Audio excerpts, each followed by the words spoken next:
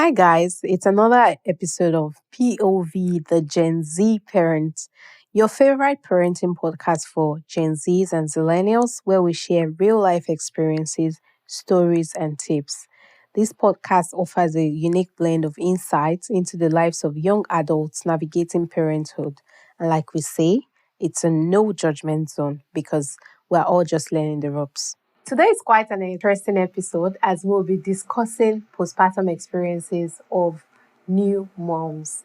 Well, let me say a new mom. I have a mom friend in the house and I have titled this episode Tales of New Moms, Life After Birth. Because guys, I know there are highs, there are lows, and in betweens. I'm not going to share mine. I have my friend in the house today, and she'll be joining me on this episode. Let's welcome Raleigh on the show. Hi, new mom. Hi. Which hi, new mom? Hi, mom. Yeah, a mom now, please. Yes. How you doing? Very well. Please thank say hi you. to our viewers. Hi. My name is Raleigh Esiet, and I'm a first-time mom. My baby is currently 3 months and 2 weeks old, and yeah, I'm happy to be here. Okay, let's dig into it. So, in my opinion, I think nothing changes you more than giving birth, especially for the first time and being a new mom. Things just go from 100 to 1000 real quick. And honestly, it can be cute, but let's not lie, it can also be very overwhelming. Please, can you describe your birth experience? Okay. So my birth experience, right? I remember when I was about 8 months, I started learning how to like push the baby, started reading all those things, asking questions, but I did not really know like the depth of what they were telling me and all that. And everybody was saying it was going to be so painful. I had my new mom friend say things like, it is very, very painful. Don't anybody lie to you, blah, blah, blah, and all that. But from one of the things that really helped me, right, before the delivery day was this book, Supernatural Birth. That book really, really helped me because I got to use the confessions there. I remember I wake up in the morning and I would tell myself things like, I'm going to give birth naturally. I say naturally, please don't get me wrong, like vaginally, not everything is natural, right? Yeah, I remember telling myself things like, I won't have any tear. I'm sorry for the laugh. I remember using all those confessions and all that, right? So, delivery day, before delivery day, my baby at 38 weeks, my doctor had told me that my placenta was getting old. And I'm like, what does this one mean? And just told me I had to come back the next week to be induced if my baby does not come before then. But I know I've heard stories about how painful induction was, and I knew I didn't want to be induced. So I went back to my supernatural birth book. I started praying and all that. So yeah, prayer works. Because the day of my induction, like on the 12th of March, on the 11th of March, I started feeling like pains and all that. But it was not the pain that I heard that, that is contraction pain. It was not as painful as I thought it was going to be. So I was at home. And again, because I didn't give birth here in Nigeria. They had said that if you come to the hospital and it is not the real labor, you're going to pay a lot of money. So because I don't want to pay extra money. So I was at home with the whole contraction. I was walking up and down from like 6 a.m. in the morning to like 8 p.m. My mom was like, should we go to the hospital? I said, Mommy, let's not go. It's not paying me very, very well. When it start paying me well, we'll go to the hospital. I don't have money to waste. And we kept on doing the whole walking up and then I was crying and all that. I started timing the contraction. And it became very regular, like about 1 a.m. But I'm like, let's just still wait and just go to the hospital and get induced. I don't have to go there and not pay the extra money. So, but like, and my water did not break. There was no blood mucus, nothing. So, by like 2 a.m., the pain was intense. I started feeling that pain. And my mommy came and I'm like, Mommy, we have to go now. She's like, you know what, Mama, we have to go. That money, we're going to pay the money. Let us go, even if it's fake. So we packed our things. Before we left, I said, let me pee. And I went to pee. I cleaned up and I saw blood. I'm like, this is the real shoe. Let's actually leave. So a lot of things happened because the person that drove us was not meant to be around. But that day, for some reason, he was around. And it was like past 3 a.m. already. So we're already driving on the streets of New Jersey with like beating like a lot of rules. Like, we had to be fast. I was like in serious. You guys, I got to the hospital by like past 4 a.m. I gave birth to my baby by 5:09 a.m. God, when no. So Yeah, how does it feel to be God's favorite? honestly, because I mean, like, once I got there, I told them, check me. They said, no, no, mama, no, the speaker, no, mama, we gotta do not do all those their traditional things. They'll put things on your tummy, checking a lot of. I'm like, this baby, I want to poo poo. My baby wants to come out. At that point, I was crying. I was in pain. It was so painful. And I just to do, can you just put your hand and check? She put her hand. I don't know what I feel. Another nurse came, put her hand, I just smiled. Like, is that his head? She said, yes, that's your baby's head. And they had to bring in another doctor that was not my doctor. And that one came. I ready to push. I don't know how to push, sir. She touched me and all that. And in some minutes, see, child flew out. As my husband those say. Nollywood movies, they used to do, whoa, when the baby is coming, where? Is that how it is? Hey, wait, yes. Like I was in like. I beg they exaggerate, John. No, the was exaggerating, but like people scream also, and I screamed too as well. I relate as a CS mom, so I screamed as well. So yeah. Oh, okay. Now you've just described your birth experience. I know that the transition would have been a lot. Like, how do you cope from being pregnant and then having a baby, a whole baby all of a sudden? How was the first few months, the first few weeks rather for you, especially say first 6 weeks? It was bad.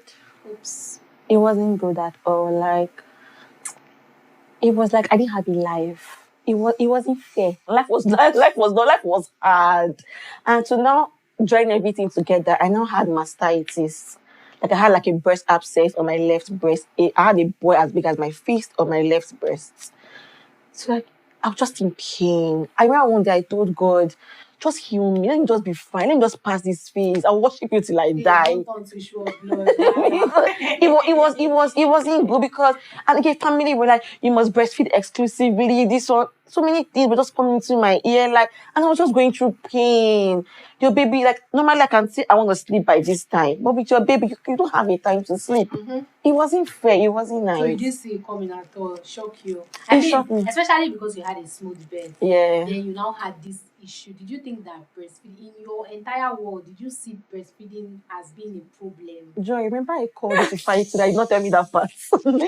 I never thought that it was an issue. It was even with the sun nipple, everything was bad that first 6 weeks. But when I look at my baby, I'm just like, you're cute. But then it was not a good experience. This is how Jesus feels when he died on the cross of Calvary. Like, oh, this child is stubborn, but this is my child. Mm-hmm. So what has been the most surprising aspect for you in early motherhood?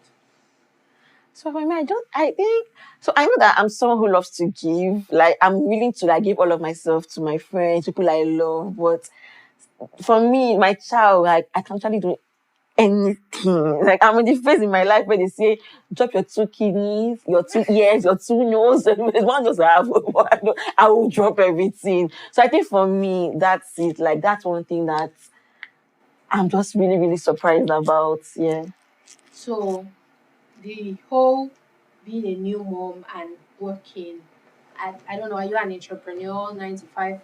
Yeah, I'm an entrepreneur. Okay, so how are you able to manage having your baby and going back to work? How did you manage that transition?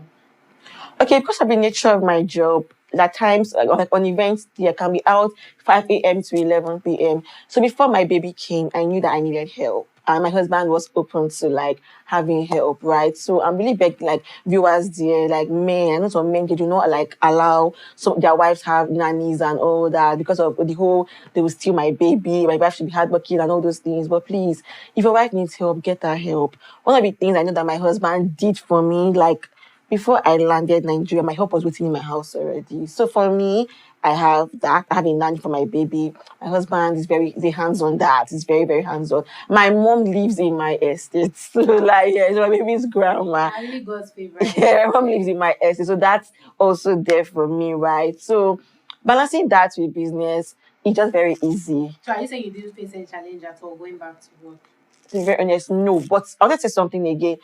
This is before I got pregnant, I knew that I was gonna get pregnant soon. So I started building a solid team, right? So I started training my staff, like training my workers, like to be able to do things in my absence. So when the baby came, it was just more like plug and play for me. So yeah.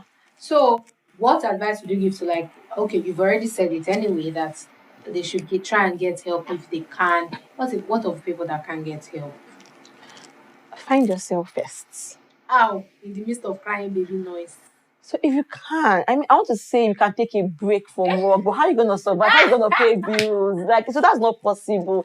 I just think find help and just talk to God and find help. Try, find help. You need help. Now that you've talked about taking a break, what do you do when you now need a break from being a wife and a mom?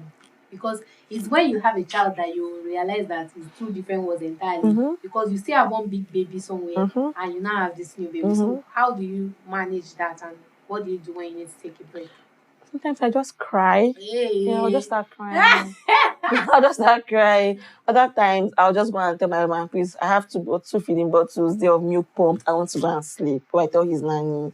Sometimes I'll just go and gist with my mom or just call my friend and gist. And yeah, I cannot a movie person. I don't go out as much. That's it for me. I just like do things that will just take my mind off it. Yeah. So, Rolly, what would you say the biggest lesson that motherhood has taught you so far? I love this question so much. So for me, where it just shows me how much God loves us. And I'll tell you why. So you see that my child is almost dependent on myself and his daddy, right? And we are willing to do anything and give everything. Like, once my husband hears the baby cry at night, he's jumping. And I'm like, oh, this boy cannot help himself. So we're willing to give all of ourselves. So for me, it just shows me that if we give all our like self to God and we say, just take control, daddy, just do what it is you want to do, just be in charge. I can imagine how much more he's going to go for, how much more he's willing to do, to help us, to carry our burdens, to be there for us, to guide us, to direct us. That's it for me. And looking back, is there anything you would have done differently? Like for this first postpartum, this thing. And pregnancy generally. Yes. Learning about breastfeeding properly. Going for antenatal. Going for antenatal is true. You don't expose me. Going for antenatal. Honestly. I went for antenatal, but not antenatal classes. Before Uncle, the class is part of it now. But I paid an online person to teach me all these things, one online group. So how did that turn out for you? So yeah, that's it. We were just thinking about breastfeeding and that as well. I listened to my mommy too. There were some things I want me to tell me that really, and Nami no pass, listening to my mom, and also avoiding too much of Google. Because this spot now, my baby, I will say, is he having flat head? And I'm like, but I saw this thing on Google that you have flat head and all those things. So just limiting some things and just controlling yourself as well, yeah. So what advice would you give to a new mom? Don't run away from help. If you can afford help, get it. Number 2, you see, hold God. Like, because God is literally like what you need in this journey, like very, very. And number 3, I know it's easy to say I can't find myself, but in the process of taking care of your baby and also try to don't lose yourself. Like, for example, me now, just telling our host here the other day that what's already disturbing me now is my weight. I was a 64, 66 before childbirth. Now I'm a 77. I have like over 10 kg to lose. So even as much as I'm taking care of my baby, everybody say you have to eat to breastfeed well and all that.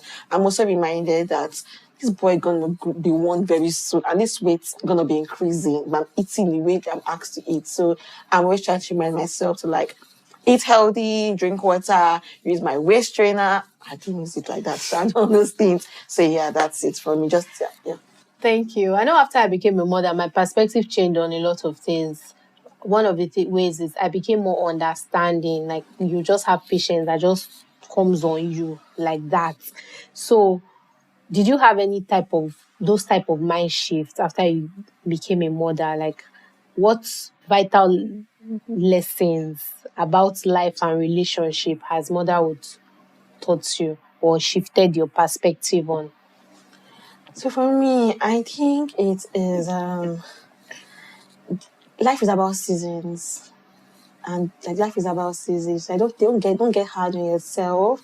Like I don't have as much jobs I would want to have, but since I'm just telling myself, if those jobs are here like back to back to back to back, I won't have time for my baby. I won't have time for my husband. So I'm in a place of I need to understand the season in which I'm in.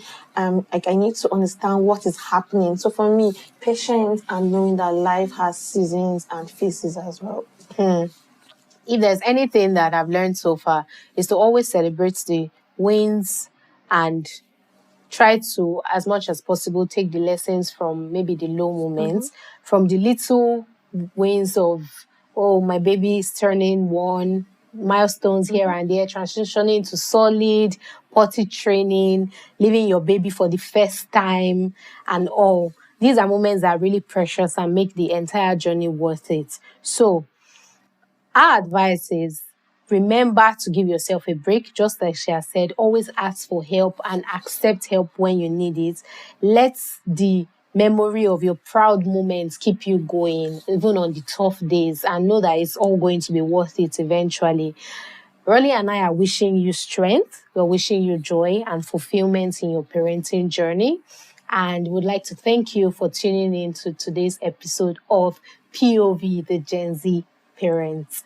We hope that you found today's discussion insightful, and we also hope that you would invite your friends to join us and listen, especially if they will find our content relatable.